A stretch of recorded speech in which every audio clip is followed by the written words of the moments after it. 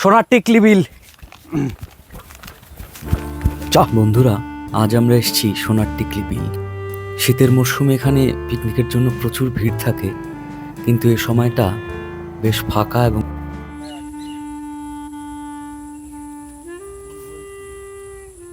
আসলে এখানে বিশেষ কিছু বলার নেই।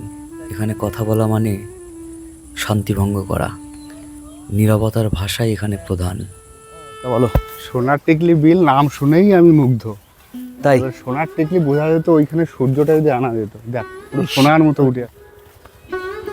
বলো দেখি শোধাই তোমায় অপরিচিতা, ওই যেথা কুলে, ওই যেথা জলে সন্ধ্যার কুলে ওই যেথা জলে সন্ধ্যার কুলে জি। আচ্ছা বন্ধু, এই মনোরম পরিবেশে দাঁড়িয়ে তোকে যদি বলা হয় কোনো একটা কবিতা পড়তে, কোন কবিতাটাকে স্মরণ করবি? এই জায়গাটায় দাঁড়িয়ে পুরো নয়, ছোট্ট দু চার লাইন তো শোনাচ্ছি। এখনো নদী মানে স্নিগ্ধ শুশ্রূষার জল, এখনো সূর্য মানে আলো, এখনো নারীর মানে তুমি, কত রাধিকা ফুরলো। কার কবিতা বলো? বাহ, সুধীন দত্ত। তাহলে জীবনানন্দ দাশ। আচ্ছা আচ্ছা, জীবনানন্দ। বন্ধু, এখানে কি আগে এসছো তুমি? না, এর জন্য তোকে কেমন লাগছে বল? বারবার ধন্যবাদ দিতে হয়। হ্যাঁ, আগে ভালো একদিন লাগছে? একটা সাতপুকুর বিলে নিয়ে গেছিলি, সেটা একটা অসাধারণ। আর আজকে সোনার টিকলি বিল, এটা না আসলে মনে হতো যে আমার একটা জীবনে অসম্পূর্ণ।